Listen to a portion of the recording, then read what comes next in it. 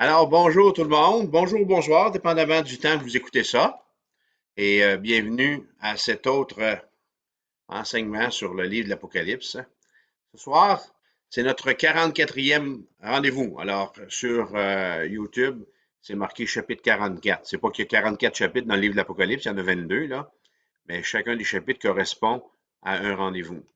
Nous sommes dans la portion du livre de l'Apocalypse qui va du chapitre 4 à aller jusqu'à la fin du livre, chapitre 22.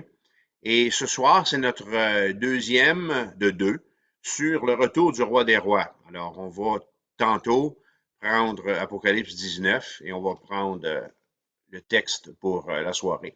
Mais avant ça, je voudrais faire pas de mise au point, là, mais je voudrais ouvrir une parenthèse, disons, et parler de deux choses concernant le retour du Seigneur Jésus-Christ. Lorsqu'on parle, lorsque les chrétiens évangéliques, ou lorsque vous entendez un chrétien évangélique parler du retour de Jésus, ce que vous devez entendre, là, c'est que c'est la seule solution. OK? Il n'y a pas d'autre solution à notre avenir que Jésus revienne pour établir son royaume terrestre sur la terre, sur la nouvelle terre, avec des nouveaux cieux ici. Je vais y revenir. Lorsqu'Hugo, notre fils, notre troisième et notre plus jeune fils, était plus jeune, et tu sais, je partageais des souvenirs d'enfance avec mes garçons, puis il arrivait à Hugo des fois de dire, d'envier le temps de ma jeunesse. Et en bon conteur que j'étais, j'ai toujours été un très bon conteur. Et je lui ai parfois partagé ce qu'ont été mes jeunes années. Et je me souviens qu'Hugo avait dit à un moment donné, hey, j'aurais aimé ça vivre à ton époque, ça avait l'air le fun. Alors, le bon vieux temps, le temps des vélos Mustang, le temps de l'orange croche, le temps des pinottes en écale salées qu'on mettait dans nos liqueurs puis qu'on buvait comme ça, là, une liqueur 10 cents, 25 cents, peu importe. Alors, ça faisait rêver, Hugo. Et moi, parfois, comme Hugo, je suis nostalgique du passé et je m'arrête pour réfléchir cette fois-là concernant les avancées que l'homme a fait depuis 100 ans. Vous avez-vous déjà arrêté à réfléchir quels sont tous les progrès technologiques que nous avons vécus dans le dernier 100 ans? Alors, je ne veux pas dire ici que, comme Hugo disait par rapport à ma jeunesse, que je voudrais vivre en 1900. Non. Mais ce que je veux prouver, c'est que je veux constater avec vous la poussée que le 20e siècle nous a fait vivre comme humanité. En l'espace des 30 dernières années, l'essor du micro-ordinateur a permis à la société d'accomplir sur bien des points des progrès spectaculaires. Grâce au téléphone cellulaire et grâce surtout à la chute des prix ou du prix des ordinateurs, l'Internet est entré jusque dans les campagnes des pays en développement. Aujourd'hui, l'Internet, là, c'est plus un secret. Alors, il est presque planétaire. Et le fait que l'Internet et que la technologie est entrée dans les pays puis dans les campagnes les plus éloignées, ça a entraîné des conséquences très importantes pour l'apprentissage à distance et aussi pour la démocratisation. Exemple, je vous donne quelques dates importantes du 20e siècle. J'en ai choisi quelques-unes pour nous. En 1903, l'un des frères Wright fait un essai réussi de vol à bord d'un avion à moteur. En 1920, apparaît sur le marché les appareils ménagers ainsi que des aliments congelés. En 1928, Alexander Fleming a découvert la pénicilline. En 1945, mise à feu de la première bombe atomique au Nouveau-Mexique. Et un mois plus tard, des bombes seront lâchées au Japon sur Hiroshima et Nagasaki. En 1954, nous avons vécu, ou l'humanité a vécu, la première greffe de rein réussie. En 1969, les astronautes américains embarqués à bord d'Apollo ont marché sur la Lune. En 1971, Gilbert Hiatt et Intel fabriquent le premier microprocesseur, un ordinateur commercial. En 1990, Tim Berners-Lee met au point le logiciel qui aboutira à l'Internet. Et en 1996, naissance en Écosse de la brebis Dolly, produite par clonage, et ainsi de suite. Alors, est-ce qu'on a cru que l'histoire, avons-nous cru que l'histoire prouve que nous sommes sur une bonne lancée, que ce que nous avons créé va nous servir bien et nous mettra à l'abri? Est-ce qu'on est à l'aube des jours les meilleurs? Notre histoire nous rappelle également que cet éveil scientifique et cet éveil technologique nous a donné 2 guerres mondiales. On est aux prises avec des conflits civils et des conflits régionaux. On est aux prises avec d'innombrables actes de terrorisme. Il y a de la violence jusque dans nos foyers et même jusque dans nos foyers chrétiens.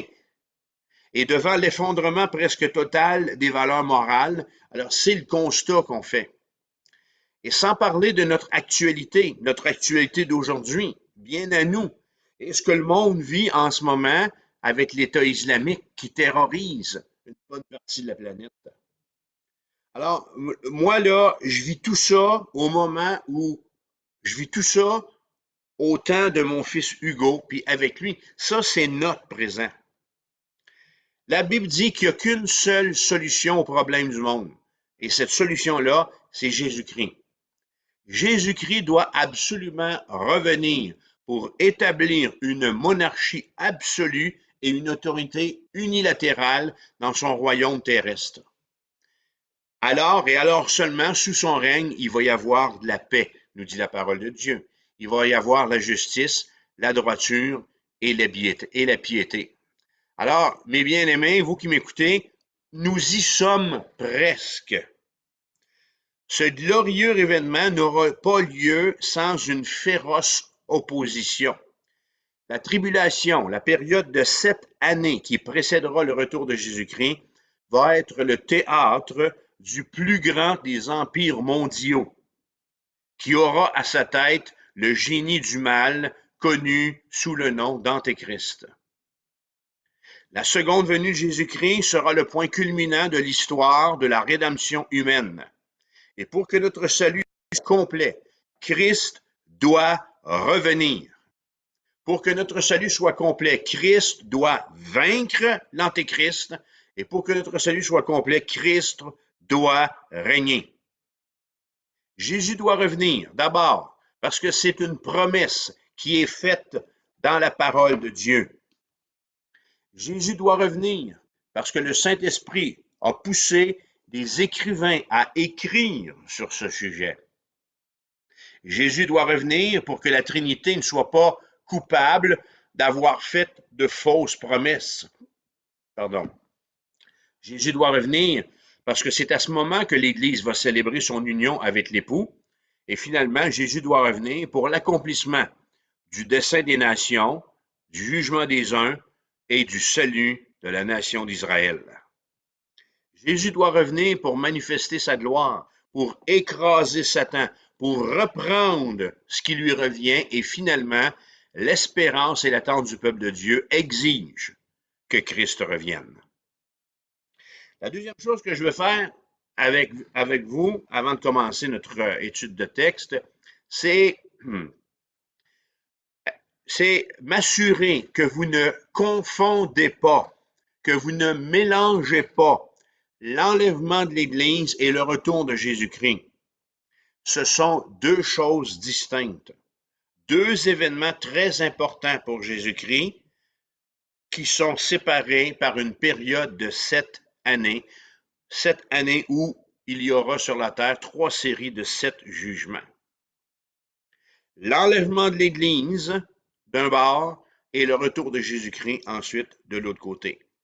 La Bible dit que les 2 vont avoir lieu et que les 2 concernent le corps de Jésus-Christ. 2 événements qui concernent l'Église.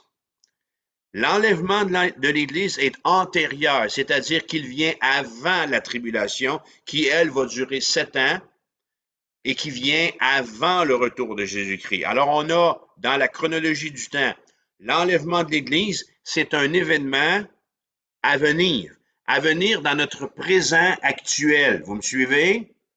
Alors, l'enlèvement de l'Église est à venir Après l'enlèvement de l'Église, il y a cette période de 7 années de tribulation sur la terre et ensuite de ça, le grand couronnement, le retour de Jésus-Christ. Laissez-moi vous le démontrer encore par 2 textes bibliques. Je vous les lis. Jean chapitre 14, versets 2 et 3, premièrement, et ensuite 1 Thessaloniciens chapitre 4, versets 16 et 17. Jésus a dit en Jean 14, il y a plusieurs demeures dans la maison de mon Père. Si cela n'était pas, je vous l'aurais dit, je vais vous préparer une place. Et lorsque je m'en serai allé et que je vous aurai préparé une place, je reviendrai. Je reviendrai, dit Jésus, et je vous prendrai avec moi, afin que là où je suis, vous y soyez aussi. Amen. Le retour de Jésus-Christ a été d'abord annoncé à ses disciples par lui-même. Paul va écrire un autre texte très cher au peuple évangélique. En 1 Thessaloniciens 4,16, il écrit « Car le Seigneur lui-même a un signal donné. » Alors, lorsque le Seigneur va avoir terminé de préparer cette place pour son Église, pour chacun de nous, un signal, il va donner un signal. Probablement, est-ce que ça va être un clin d'œil à l'archange? Est-ce que ça va être un tintement d'un instrument, un sifflet? On ne le sait pas. Mais Jésus va donner un signal à l'archange. Et à ce moment-là, à la voix d'un archange, écrit Paul, et au son de la trompette de Dieu. Alors, il y a un signal du Seigneur Jésus. Il y a une voix de l'archange qui se fait entendre. Il y a le son de la trompette. Jésus descend du ciel. Et les morts en Christ vont ressusciter premièrement. Ensuite, nous les vivants qui serons restés, nous serons tous ensemble enlevés avec eux, avec les ressuscités en Christ, à la rencontre du Seigneur dans les airs. Et ainsi, nous serons toujours avec le Seigneur. Alors Jésus dit qu'une fois que la place sera préparée, qu'il va revenir nous chercher. Et lors de l'enlèvement, ce n'est pas encore son retour. Il revient pour ses saints. Il revient à la rencontre de son peuple. Il revient à la rencontre de l'Église dans les airs afin de les amener, afin de les escorter dans cet endroit, Jean 14, qu'il a préparé pour nous, c'est-à-dire le ciel. Au moment de sa seconde venue, il va descendre avec ses saints du ciel sur la terre pour guerroyer, pour vaincre et pour gagner. Nous revenons avec lui. La dernière guerre sera maintenant devenue notre bataille. Apocalypse, chapitre 19, verset 11. Lisons ce texte qui s'intitule, où j'ai donné comme titre à ma leçon, l'arrivée du roi des rois, et du roi comme de raison avec un gros R. Apocalypse 19, verset 11. Puis je vis le ciel ouvert. Alors c'est toujours Jean qui est dans cette vision depuis le début du livre. Alors puis je vis le ciel ouvert, et voici parut un cheval blanc. Celui qui le montait s'appelait fidèle et véritable, et il juge et combat avec justice.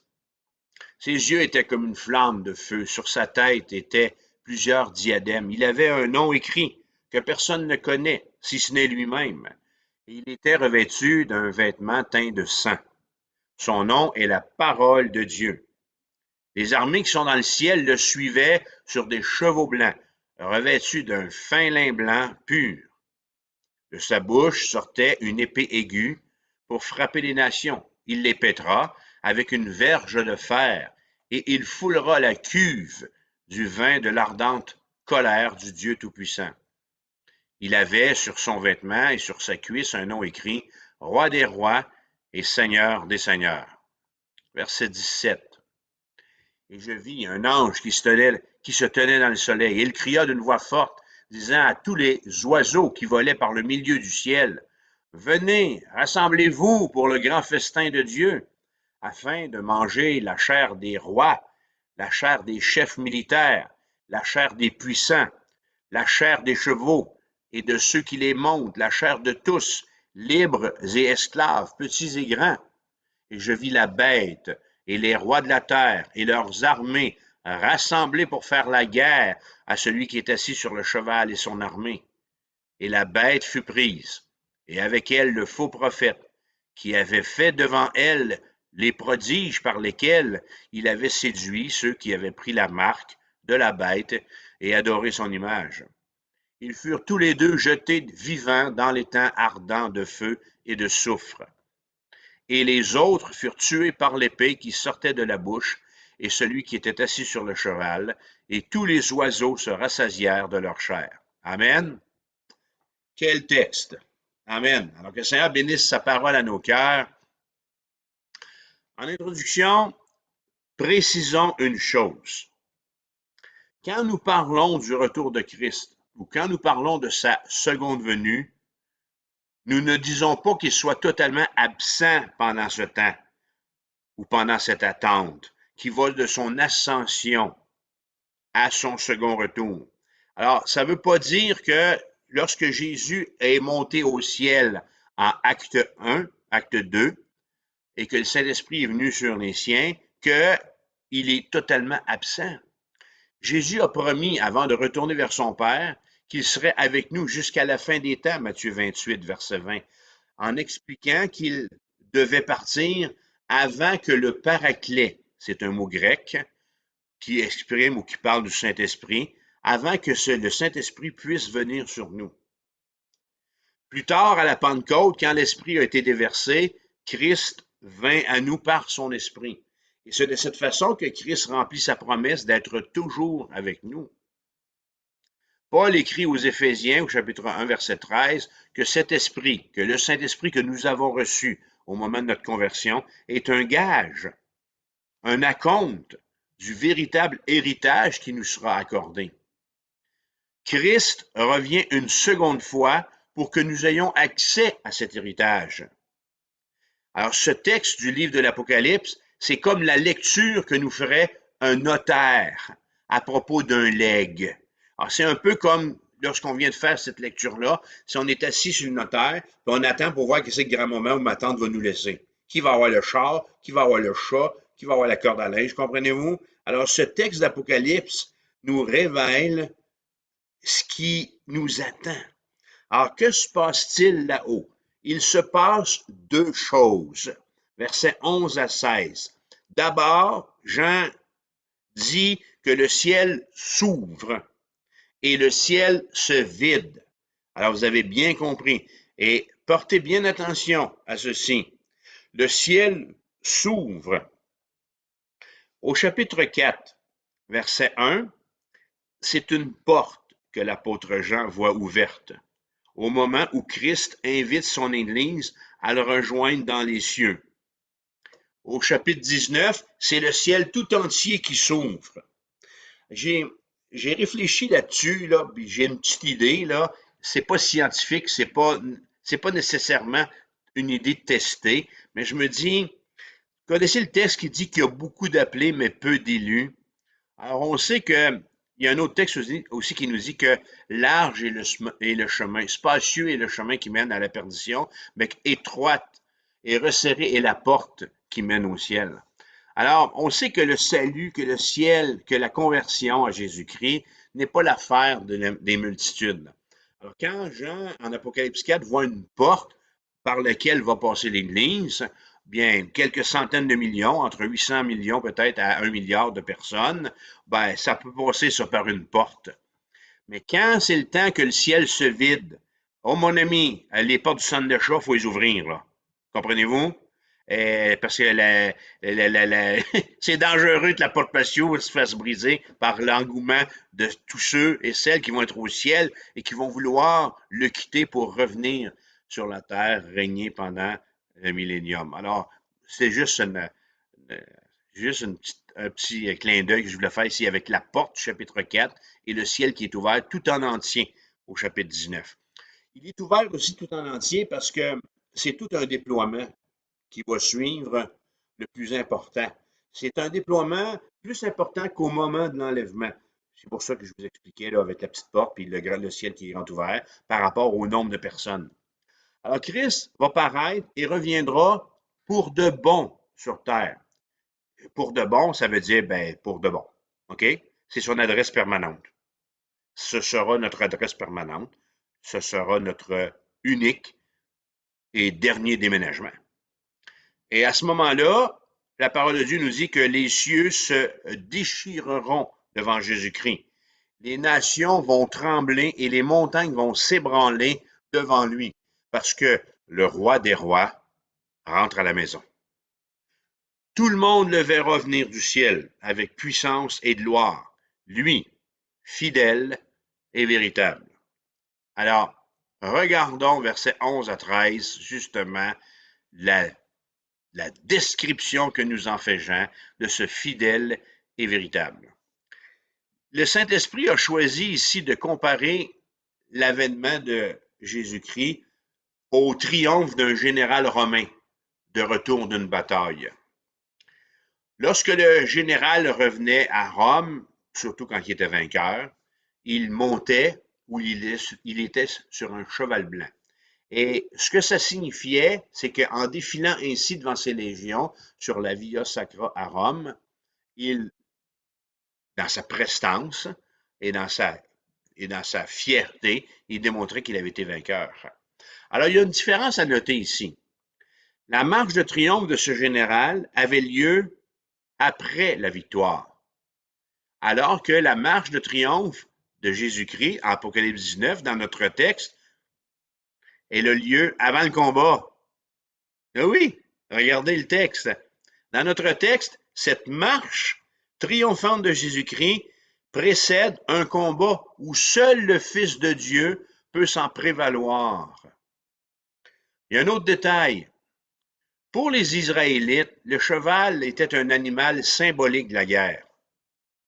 Et le Saint-Esprit nous laisse comprendre que c'est par la force que Christ va imposer, c'est par la force que Christ imposera sa royauté à tous ceux qui ont repoussé les appels de sa grâce. En fait, souvenons-nous qu'à Jérusalem, il était en train, vous souvenez-vous, le dimanche des Rameaux, il est rentré à Jérusalem sur quoi? Ah, ben oui, c'est ça, vous l'avez deviné, sur un ânon. Et est-ce que un âne, c'est pas un animal, c'est un des animaux les plus pacifiques. Alors, il venait, Jésus, à ce moment-là, comme le prince de la paix. Et dans notre texte, il vient pour mettre ses ennemis sous ses pieds. Alors, quand c'est le temps de mettre tes ennemis sous tes pieds, tu ne rentres pas là à dos d'âne. Il s'appelle fidèle et véritable. Et contrairement à d'autres conquérants fourbes que le monde aura vus, ce conquérant ne sera pas motivé par la convoitise, ni par l'ambition, par l'orgueil ou la soif de pouvoir. L'apôtre Jean parle ensuite des yeux du Seigneur. Pendant son ministère, on a pu lire dans ses yeux, on le voit dans les évangiles, on y voit la joie que Jésus éprouvait en faisant venir à lui les petits-enfants. On a pu lire la compassion qu'il éprouvait devant la lassitude et devant le découragement des gens sans berger pour les guider. On a également lu son pardon au moment où il réhabilite Pierre, qui l'a pourtant renié 3 fois. On l'a lu, ça. Jésus le fait. Le snoreau de Pierre le renie 3 fois. Et lui, Jésus, lui pardonne et le réhabilite. Alors, ces yeux qui ont pleuré sur le sort de Jérusalem, qui a été impénitente, Jean les voit ici briller du feu du jugement. Christ viendra dans une justice absolue et dans une sainteté parfaite. Le ciel ne peut pas être en paix par rapport au péché. Le prophète Habakkuk écrit au chapitre 1, verset 13, « Tes yeux sont trop purs pour voir le mal, et tu ne peux regarder l'iniquité. » Ce que ce texte nous dit du livre d'Habakkuk ici, c'est que la Bible enseigne que la patience de Dieu a ses limites. La justice ne peut pas toujours tolérer l'injustice. La vérité ne peut pas toujours tolérer le mensonge. Et la rébellion ne peut pas être autorisée toujours. Il vient un temps où Dieu dit « c'est assez ». Et notre chapitre a fait entendre ce verdict de Dieu. C'est assez. Et les pécheurs incorrigibles, après 3 séries de jugements de 7 fléaux, n'ont pas accepté de se repentir. Ce ne sera pas la première bataille de Jésus-Christ, mais ce sera sa dernière. Son vêtement, nous dit l'apôtre Jean, sera maculé du sang de ses ennemis. Ça nous montre la violence qu'aura ce combat.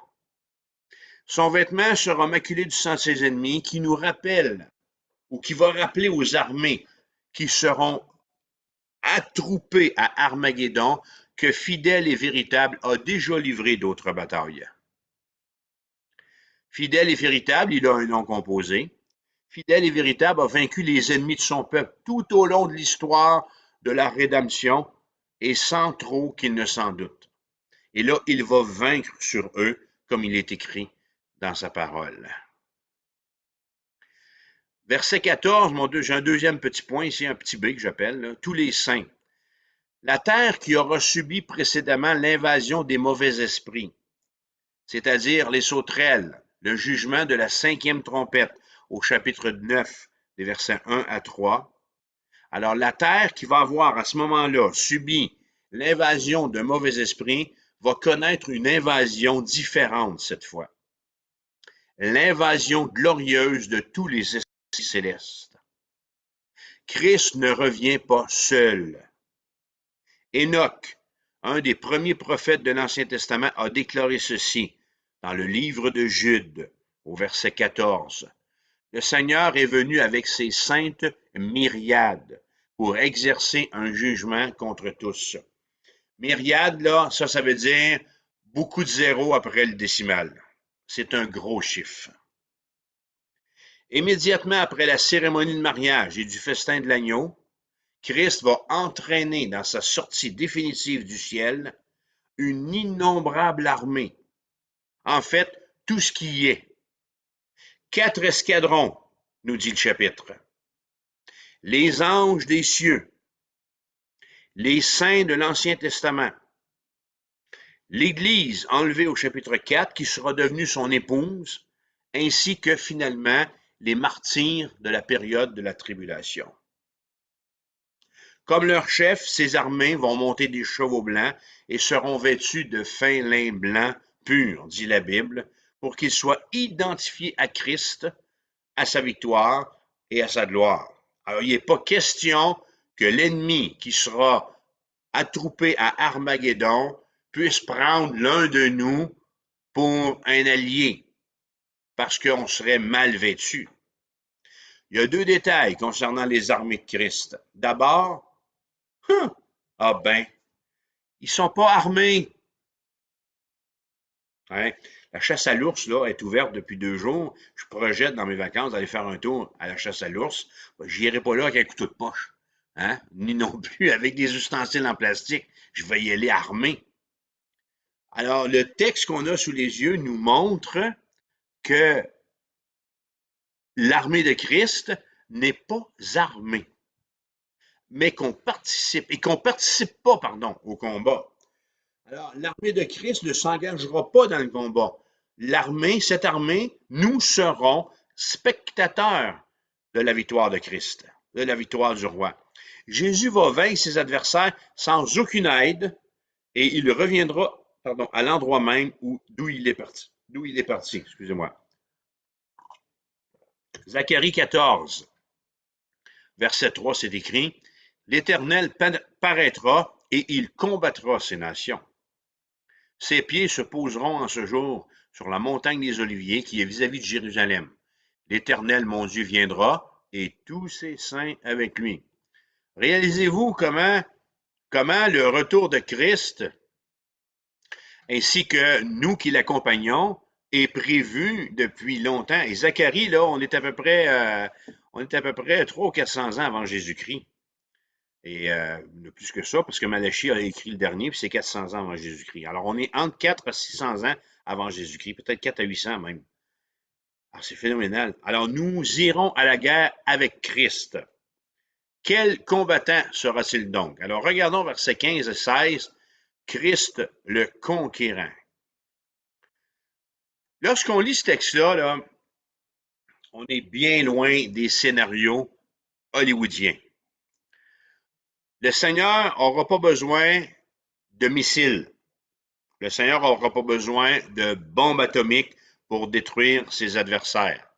D'ailleurs, il est à cheval. OK? De toute façon, c'est assez dur de venir du ciel sur autre chose. OK? Je sais pas si...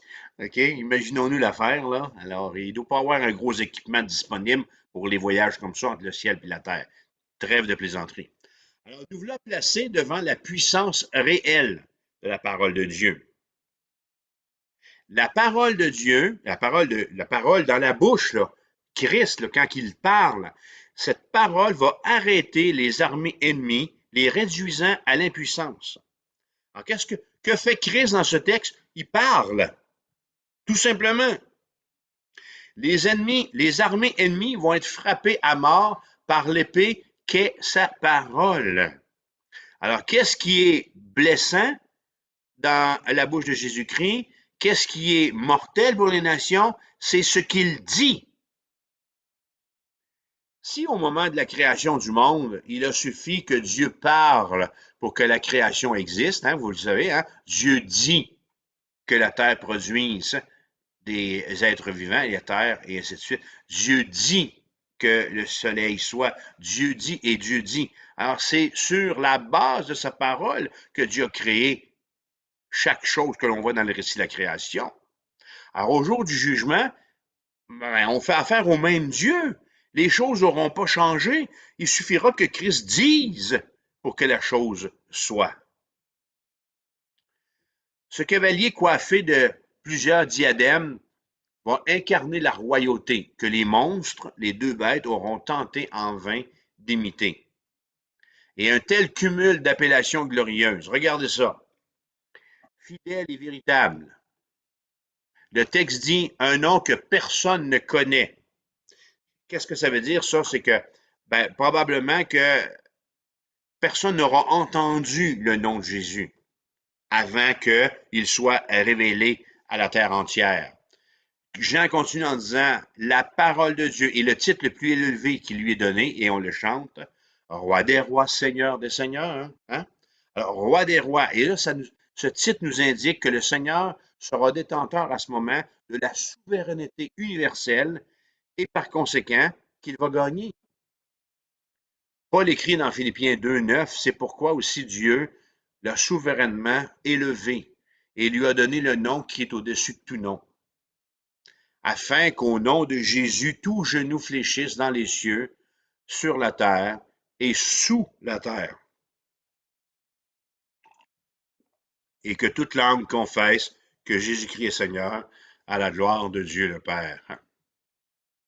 Alors les genoux fléchissent dans les cieux, les genoux fléchissent sur la terre, ceux qui vont être là lorsque Jésus va revenir. Dans les cieux, c'est nous autres, ça, avec toute l'armée céleste. Et sous la terre, ben, c'est tous ceux qui sont dans le séjour des morts. Passons maintenant au verset 17 à 19 et regardons, c'est notre deuxième grand sujet. Alors, il y avait des petits sujets que je viens de vous présenter. Alors, notre deuxième point, c'est la bataille d'Armageddon. Armageddon, ben, c'est un nom, OK? C'est un nom hébreu pour le mont Megiddo, une montagne. Et cette montagne, elle est située à une centaine de kilomètres au nord de Jérusalem. Et la bataille d'Armageddon fera rage dans les plaines avoisinantes. Il y a quelques siècles de cela, Napoléon Bonaparte a appelé cette vallée, cet endroit du monde, le plus grand champ de bataille qu'il ait jamais vu. Jean aperçoit la bête, Jean aperçoit les gouvernements, il aperçoit les rois de la terre et leur armée rassemblés pour faire la guerre à celui qui est assis sur le cheval blanc et à son armée. Tous les saints anges et les croyants de tous les temps. Jean voit aussi tout le monde incroyant massé dans cette plaine, une plaine immense qui mesure environ 875 km² pour lancer l'assaut final contre Christ et les siens. C'est assez grand pour rentrer tout ce monde-là. 875 km². Ça, c'est à peu près 87 km par 100 km. Alors, c'est ça, ça donne, oui. 87, 87 km par 100 km. Là, j'arrive à 8700. Je suis un petit peu trop grand, hein. En tout cas, c'est grand. Ça va rentrer. Alors, regardons la victoire anticipée, versets 17 à 18. L'ange, écrit Jean, se tint dans le soleil, écrit un ordre. Il faut comprendre ici, ce qu'on doit comprendre, pourquoi que c'est écrit qui se tient dans le soleil puis qui crie un ordre. Ce qu'on doit comprendre, c'est que les ténèbres qui sont associées à la cinquième coupe qui a eu lieu au chapitre 16, verset 10, vont s'être dissipées. Vous savez, quand l'orage termine, que les gros nuages là, qui ont grondé hein, se tassent, là, puis là, tout d'un coup, le ciel bleu revient, le soleil revient, OK? Alors, ces ténèbres qui vont avoir été installées au chapitre 16, verset 10, lors du jugement de la cinquième coupe, vont avoir été obligées de se dissiper pour rendre le retour de Christ visible au monde entier. Je sais que la terre est ronde, OK? Je vous entends. Comment Jésus, alors c'est Jésus, OK? Il sait faire les choses, OK? Jésus fait rien à peu près, OK? Alors, arrêtez, posez-moi pas la question, comment est-ce que les Japonais ou les Chinois vont faire pour voir Jésus revenir? La Bible dit que tout œil le verra, alors c'est possible.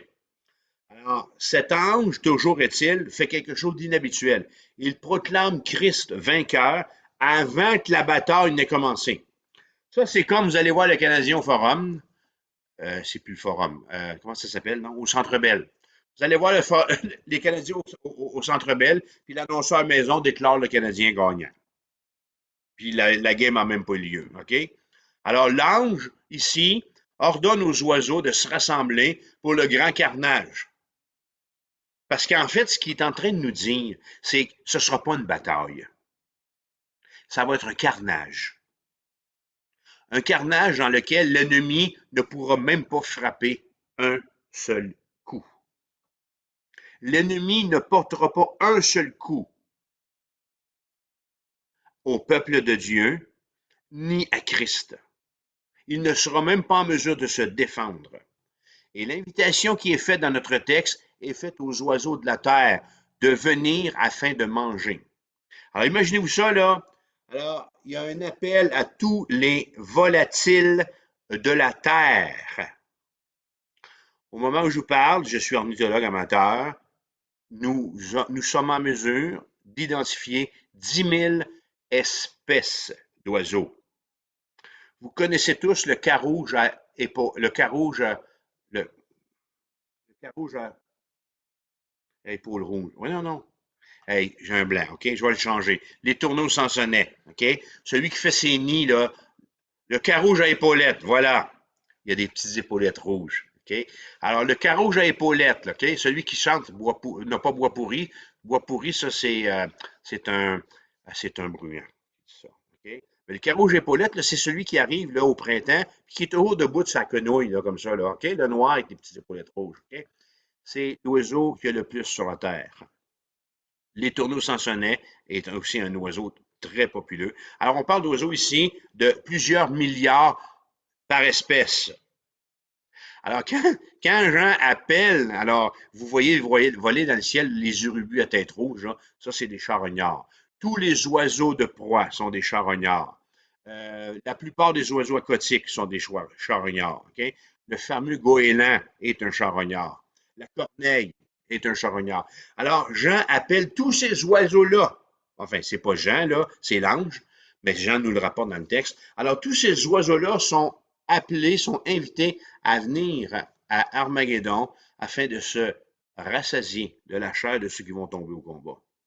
C'est une image qui met l'accent ici sur la terrible boucherie résultant d'une très grande défaite qui laisse la terre couverte de victimes appartenant à toutes les classes. Et cette déclaration-là, mes bien-aimés, nous révèle que ce massacre aura lieu à l'échelle mondiale. En quelque lieu qu'il soit, les ennemis de Dieu à Armageddon ou ailleurs dans le monde vont tomber. Ça veut dire que s'il y en a qui ne se sont pas rassemblés à Armageddon, lorsque Christ va prononcer le verdict de mort sur l'humanité, c'est terminé. Le conflit, il est précisé au verset 18. Regardez, afin de manger la chair des rois, c'est-à-dire les premiers ministres, les présidents, afin de manger la chair des chefs militaires, la chair des puissants, la chair des chevaux et de ceux qui les montent, OK? Euh, Probable que c'est pas tout le monde qui va être capable de se déplacer avec des véhicules motorisés. Il va y avoir toutes sortes de montures qui vont servir. Ce sont des endroits reculés, des endroits arides. Alors, c'est pour ça qu'il va peut-être avoir des bêtes de somme, des chameaux, des dromadaires, nommez-les, la chair des chevaux et de ceux qui les montent, c'est-à-dire tous ceux qui vont être sur un quelconque moyen de déplacement pour aller faire la guerre. La chair de tous, libres et esclaves, petits et grands. Il est question ici de tous les rebelles qui vont s'être joints à l'Antéchrist pour faire la guerre au peuple de Dieu. Tous ces rebelles, toute cette armée va périr et leur chair sera exposée aux vues de ces oiseaux charognards pour qu'ils puissent s'en délecter. Puis en réalité, vous avez compris, ils sont là pour faire le ménage. D'où va venir un tel nombre d'ennemis? Alors, tournez avec moi dans le livre d'Ézéchiel. C'est vers le milieu de votre Bible. Et on va lire les textes qui assimilent. OK? Alors, lorsqu'on fait une assimilation, c'est qu'on rapproche deux récits ensemble. Alors, je voudrais prendre un récit de guerre qui nous est raconté en Ézéchiel, pardon, et l'attacher aussi avec ce qu'on lit ici en Apocalypse 19.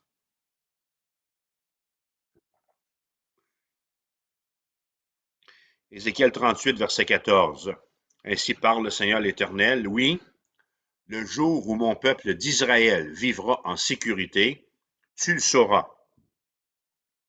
Alors tu partiras de ton pays, des extrémités du septentrion, toi et de nombreux peuples avec toi, tous montés sur des chevaux, une grande multitude, une armée puissante.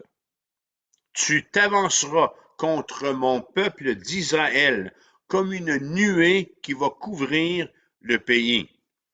Avez-vous déjà vu, vous autres, là, tu sais, un nid de fourmis à terre, là, quand vous pilez dessus, hein, ça barbouille, ça grouille de partout, OK?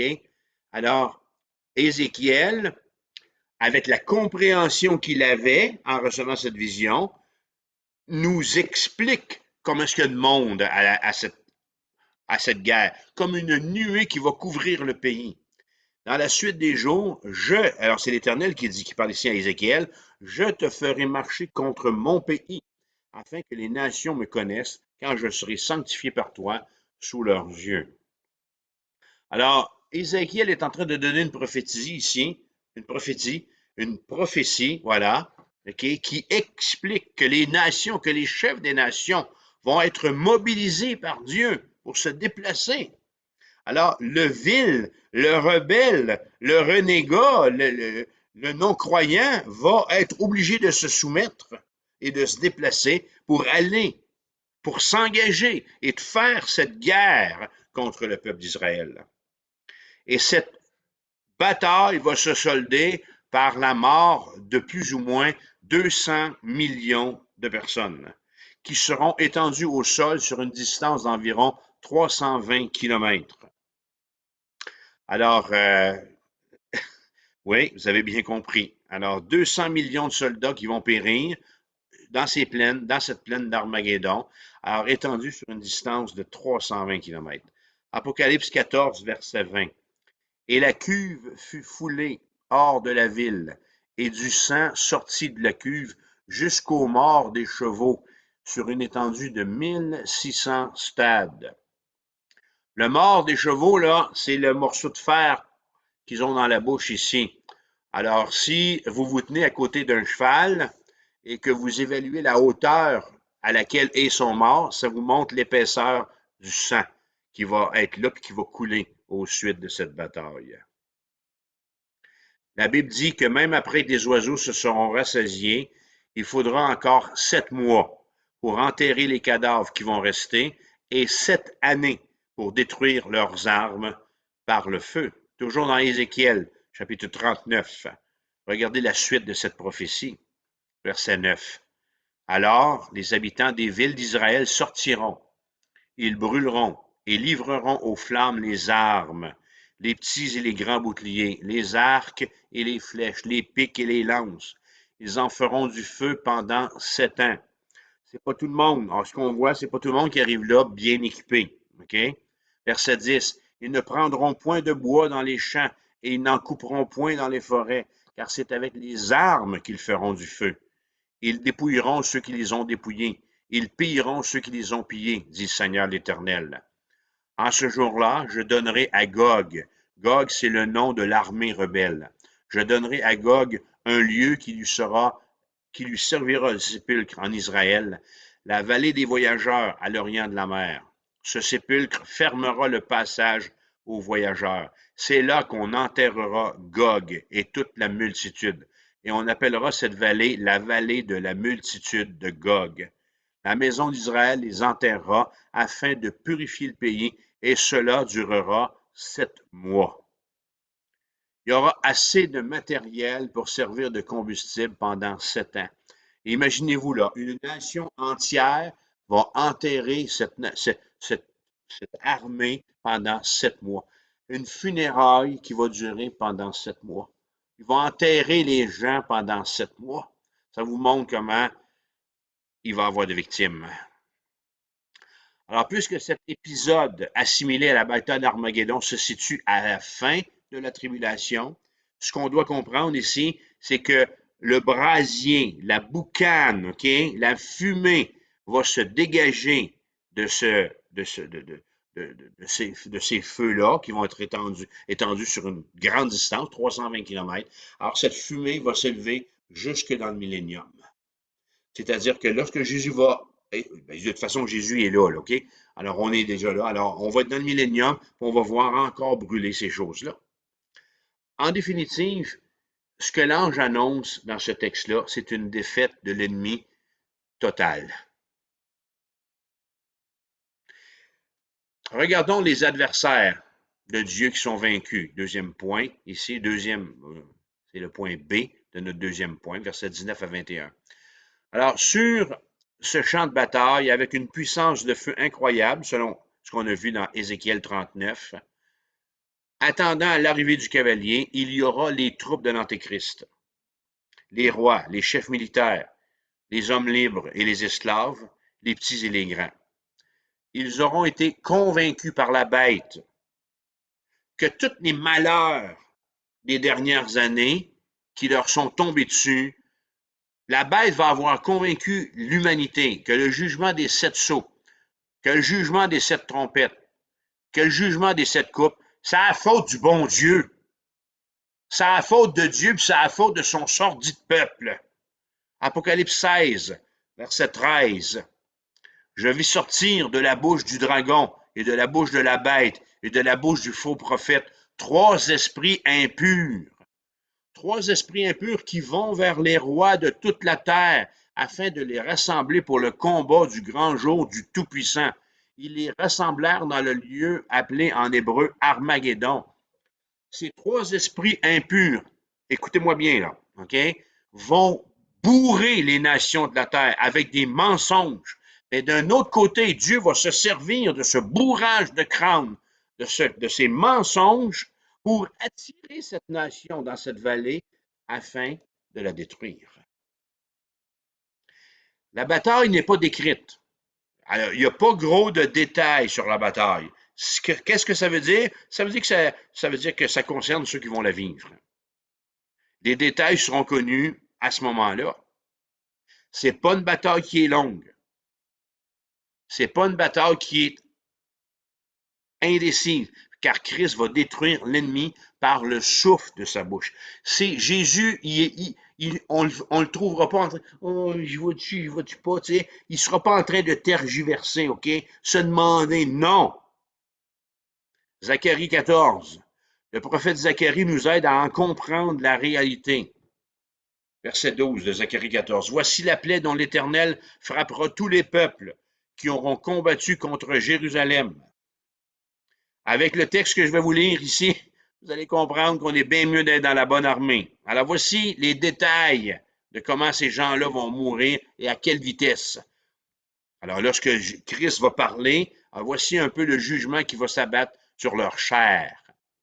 Zacharie écrit, leur chair tombera en pourriture, tandis qu'ils seront sur leurs pieds. Leurs yeux tomberont en pourriture dans leurs orbites, et leur langue tombera en pourriture dans leur bouche. En ce jour-là, l'Éternel produira un grand trouble parmi eux. L'un saisiront la main de l'autre, et ils lèveront la main les uns sur les autres.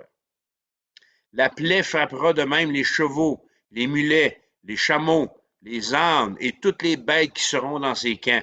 Alors, avec une précision comme ça, on voit là que, au moment où je vous parle, là, on est le 17 mai 2022, on a un conflit. Okay? On a un conflit en Ukraine, puis on entend des fois aux nouvelles que l'armée russe, des fois, est un petit peu mal organisée.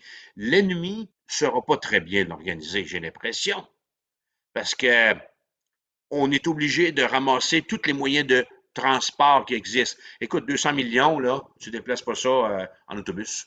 Hein? Alors, et toutes les bêtes qui seront dans ces champs-là. Alors, ce fléau va frapper tout être vivant, autant du règne animal que des êtres vivants. Verset 20, Jean dit, et la bête fut prise, et avec elle le faux prophète. Ils furent tous deux jetés vivants dans l'étang ardent de feu. Yes! Oups, excusez. Est-ce que je vous ai fait peur? Hein? Ça y est! Ils sont jetés tous les deux dans l'étang ardent de feu. Certaines personnes argumentent qu'un Dieu d'amour, voyons, monsieur le dire, qu'un Dieu d'amour ne pourrait jamais punir éternellement celui qui a commis un péché temporaire. Comprenons bien ici que le péché, même s'il est commis temporairement, le péché demeure un affront contre l'Éternel. La conséquence équivalente du péché, elle est donc éternelle. Dieu est éternel. Alors même si je commets à l'égard de Dieu un péché temporaire, j'ai atteint le Dieu éternel. J'ai péché contre le Dieu éternel. Donc la conséquence doit aussi être éternelle. Notons aussi que Dieu n'a jamais préparé l'étang de feu pour les hommes. La Bible révèle que le feu éternel a été préparé pour le diable et pour ses anges. Matthieu 25, verset 41. On peut dire que d'une certaine façon, à l'origine, cet endroit-là était pour le diable qui s'était révolté contre Dieu et pour ses anges. Ça n'a jamais été la destinée de l'homme. Paul va dire dans 1 Timothée 2, 3, Dieu notre Sauveur veut que tous les hommes soient sauvés et parviennent à la connaissance de la vérité. Dieu n'enverra personne en enfer. C'est l'homme qui va choisir d'y aller. Et cette punition exemplaire d'être précipité vivant en enfer, verset 20, elle frappe les meneurs de la persécution antichrétienne, les deux bêtes, alors que leurs adorateurs, verset 21, sont d'abord tués avant que leur âme soit précipitée dans le séjour des morts en attente de la dernière résurrection et du jugement final. Pardon. Et ça, on va voir ça dans un chapitre. Pour nous, ça veut dire seulement que cet automne. Laissez-moi maintenant terminer ou aller avec un autre point, c'est avec la résurrection et le jugement. À ce sujet-là, ici, concernant la résurrection et le jugement, je voudrais faire quelques nuances. Quelques nuances concernant la résurrection et le jugement final. Le Nouveau Testament nous présente deux résurrections. Deux résurrections en trois actes. Les deux premiers actes font partie de la résurrection des justes. Le premier acte de la résurrection des justes, en 1 Thessaloniciens 4,16, a lieu au moment de l'enlèvement de l'Église.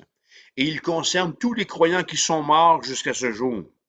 Tous les saints de l'Ancien Testament et tous les croyants du temps de l'Église, depuis Jésus-Christ à aller jusqu'à aujourd'hui. À ce moment-là, leur esprit qui était en présence de Dieu reçoit un corps céleste dans lequel ils sont introduits en présence de Dieu quand Christ reviendra au ciel avec eux. Paul écrit en 1 Corinthiens 15, 51, « Voici, je vous dis un mystère, nous ne mourrons pas tous. » Vous devez avoir cette confiance dans les Écritures que si Christ revenait ce soir ou demain, qu'on est transformé d'être de chair que nous sommes, nous allons devenir un être céleste. Donc, nous ne passerons pas tous par la mort. Au moment du retour de Jésus-Christ, non, c'est pas vrai, au moment de l'enlèvement de l'Église, okay, c'est pas tout le monde qui passe par la mort, mais c'est tout le monde qui est changé. Alors, les ressuscités sont transformés et nous, êtres de chair et de sang, sommes aussi transformés, verset 52, en un instant, en un clin d'œil, à la dernière trompette. La trompette sonnera et les morts ressusciteront incorruptibles et nous serons changés. La Bible dit que les croyants vivants qui sont enlevés tout juste après cette résurrection, eux aussi verront leur corps être transformé en corps céleste. Un corps qui peut se tenir en présence de Dieu, exempt de toute trace de péché. Le deuxième acte de la résurrection des justes arrivera ou se passe ou est expliqué en Apocalypse chapitre 20, verset 4. Et il a lieu à l'établissement du royaume millénaire de Christ et il concerne les croyants qui seront morts pendant les 7 années de la tribulation. Apocalypse 20, verset 4, c'est un texte sur lequel on va revenir à notre retour, à l'automne. Et je vis les âmes de ceux qui avaient été décapités à cause du témoignage de Jésus et à cause de la parole de Dieu et de ceux qui n'avaient pas adoré la bête, ni son image, et qui n'avaient pas reçu la marque sur leur front et sur leurs mains. Ils revinrent à la vie et ils régnèrent avec Christ pendant 1000 ans. Alors, ces martyrs, ceux qu'on voit ici, là, à ce chapitre-là, auront tous été tués par ordre de l'Antéchrist parce qu'ils vont avoir refusé de porter sa marque. La marque, sa main sur le front, à l'oreille, dans le dos, en dessous des bras, peu importe, on ne le sait pas. C'est un détail qui nous est caché puis qui va être révélé à ceux qui vont avoir à porter cette marque de l'Antéchrist à ce moment-là. Alors, ces martyrs-là vont avoir été tués par ordre de l'Antéchrist parce qu'ils vont avoir refusé de porter sa marque. Ils vont avoir refusé de porter sa marque parce qu'ils appartiennent à Jésus-Christ. Ils vont avoir été mis à mort et ils vont, eux autres aussi, recevoir un corps glorifié afin de régner avec Christ et les autres croyants pendant le règne de 1000 ans. Alors, une première résurrection à l'enlèvement, la résurrection des saints de l'Ancien Testament et de tous ceux morts entre l'ascension de Jésus-Christ, ou en fin de compte la croix, aller jusqu'au moment où l'enlèvement de l'Église arrive. Ceux qui sont morts pendant la tribulation et qui ressuscitent, alors ces deux éléments-là font partie de la première résurrection. Pour Jésus, là, un laps de 7 ans, c'est rien. La deuxième résurrection, elle ne se joue, elle, qu'en un seul acte, c'est celle du jugement. En Apocalypse chapitre 20, versets 5 et 13, et elle concerne les incroyants de tous les temps. Et c'est là qu'on va se retrouver à l'automne. Acte 20, verset 5, les autres morts ne revinrent point à la vie jusqu'à ce que les 1000 ans fussent accomplis. C'est la première résurrection. La mer rendit les morts qui étaient en elle, la mort et le séjour des morts rendit les morts qui étaient en eux, et chacun fut jugé selon ses œuvres. Alors, les morts incroyants reçoivent un nouveau corps, définitif, un corps conçu pour endurer les tourments de l'enfer. OK? Alors, regardez le verset 5. Les autres morts ne revinrent point à la vie jusqu'à ce que les 1000 ans fussent accomplis. C'est la première résurrection. Alors, après ça, arrive la deuxième résurrection. Alors, la mer rend les morts qui étaient en elle, la mort, le séjour des morts rend les morts qui étaient en eux, et chacun fut jugé selon ses œuvres, parce qu'ils reviennent à la vie.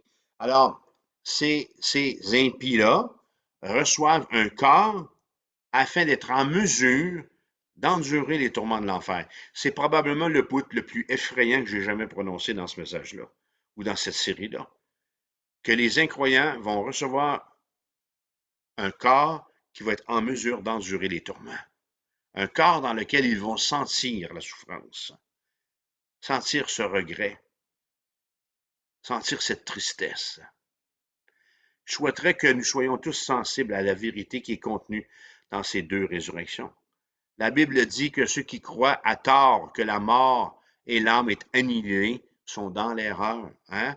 Peut-être qu'en m'écoutant, vous pensez que hey, Vermette, t'es dans le champ. Quand on meurt, c'est fini, ça.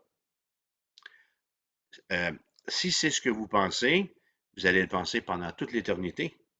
Vous allez vous en mordre les doigts avec ce nouveau corps que Dieu va vous donner afin de subir ce châtiment et vous allez penser à cette niaiserie-là que vous allez avoir dit un jour avec votre bouche. La Bible affirme qu'il est réservé aux hommes de mourir une seule fois, après quoi vient le jugement. Je ne sais pas, moi, si je vais être de retour à l'automne pour la suite de cette série-là, mais ce que je voudrais, c'est que ces 44 enseignements qui sont disponibles là, pour vous puissent vous avoir convaincu. Si je ne vous ai pas convaincu, ou si le Seigneur ne vous a pas convaincu après 44 enseignements, là, ça commence à avoir la tête dure, mais je prie le Seigneur que vous vous laissez convaincre. Il est réservé aux hommes de mourir une seule fois, après quoi vient le jugement. On ne va pas s'arranger avec le bon Dieu quand on va être devant lui, c'est pas vrai. Jésus, c'est pas notre chum avec qui on va prendre une bière, qu'on va lui taper dans le dos, puis qu'on va dire, hey, tu vas me laisser rentrer, tu sais, OK? Puis, c'est pas vrai que parce qu'on a élevé une famille, c'est pas vrai parce qu'on a été à la messe, c'est pas vrai parce qu'on est à l'église évangélique, c'est pas vrai parce qu'on a lu notre Bible, c'est pas vrai parce qu'on a prié, c'est pas vrai parce que ci, parce que ça, que Jésus va nous dire, entre. Non. Pour être admis en présence de Dieu, va avoir fallu que chacun d'entre nous, on réalise qu'on était pécheurs, qu'on avait besoin de se repentir, qu'on avait besoin de demander pardon à Dieu pour cette offense et d'accepter, de demander, de le supplier de nous sauver par le sang de Jésus-Christ et d'accepter ce cadeau. Il y a ce que je veux dire ici, en continuant, je suis en train de parler de résurrection et de jugement. Il n'y a aucun croyant qui passe devant le trône blanc de Jésus-Christ. Il y a des récompenses qui sont à venir, puis il y a un jugement final.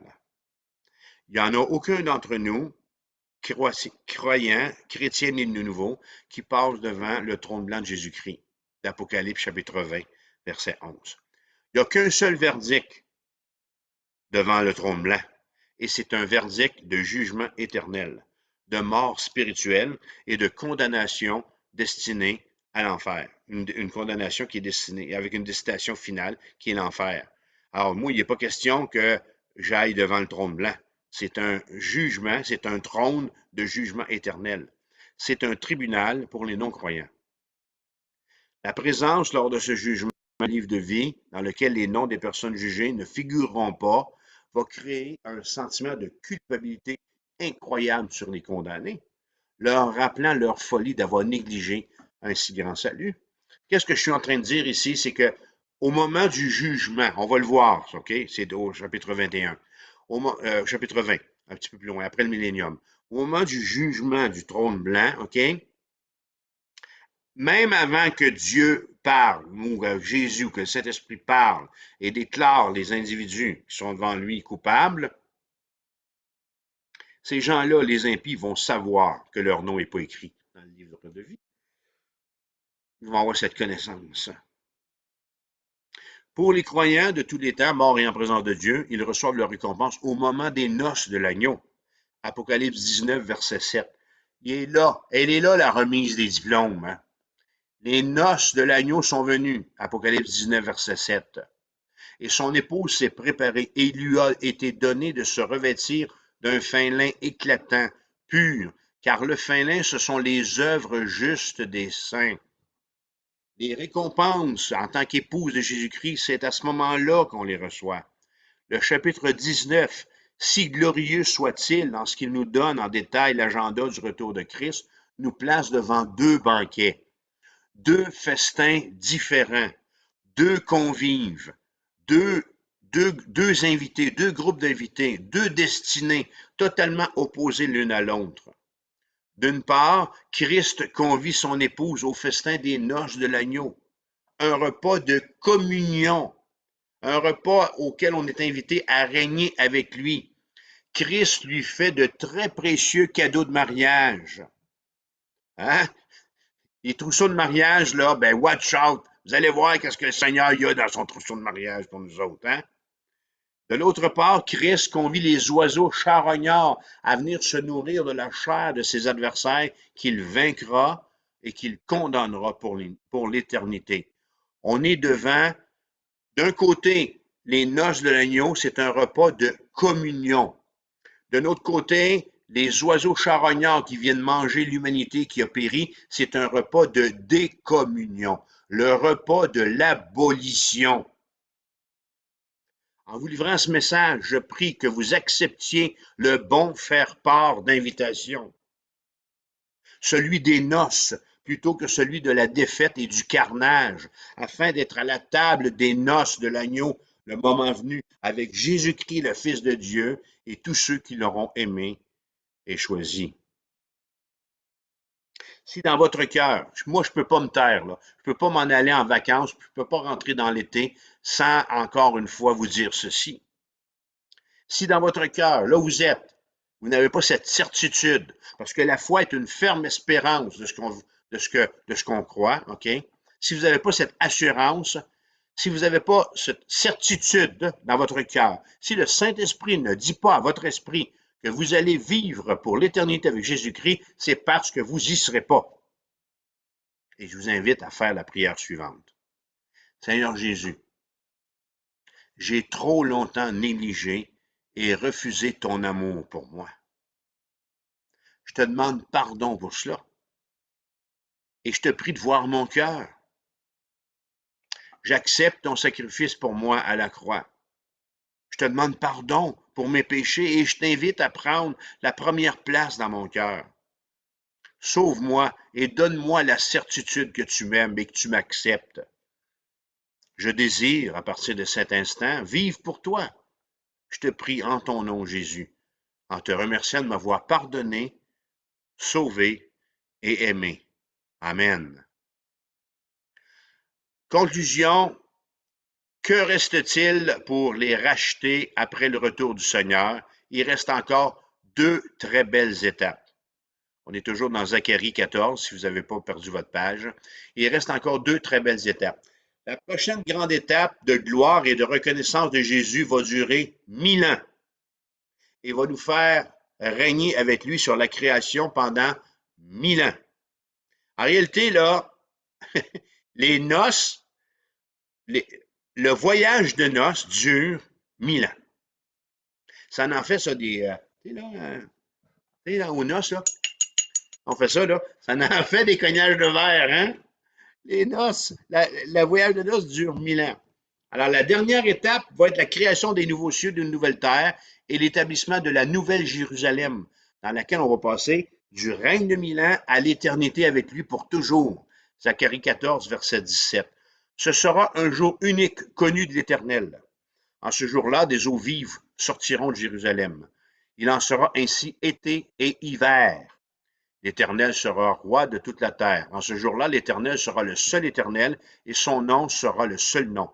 Jérusalem, sera élevé et restera à sa place. On habitera dans son sein et il n'y aura plus d'interdit. Jérusalem sera en sécurité. David Evert, un homme que j'ai côtoyé, qui était dans, pas un ami, là, mais un chrétien que j'ai connu de l'ouest du Canada, a écrit ceci dans son livre And Then Comes the End. Il écrit ceci. Nos cœurs sont remplis de joie quand nous pensons au retour du Seigneur. Peut-être ne sera-ce pas exactement comme nous l'avons anticipé ou imaginé. Moi, je rajoute David, si vous permettez ici, malgré qu'il est mort, qu'il était Seigneur, là, je rajoute que ce sera probablement beaucoup mieux que ce qu'on pense, OK? Alors, David continue en disant, toutefois, une chose est certaine, la Bible enseigne qu'alors nous le verrons tel qu'il est. Que direz-vous au Seigneur quand vous vous trouverez en sa présence? Demanda un médecin chrétien à une jeune fille mourante. Je lui dirai, je te connais. Alors, Paul, c'est lui qui a le dernier mot, va nous dire en 1 Corinthiens 13, 12, aujourd'hui, nous voyons au moyen d'un miroir, d'une manière obscure, mais alors nous verrons face à face. Alors, amen, soyez bénis, bon été, et surveillez l'annonce pour le retour et la fin de l'étude de l'Apocalypse, je dirais vers la fin septembre. Alors, merci d'avoir été présent, et puis à bientôt.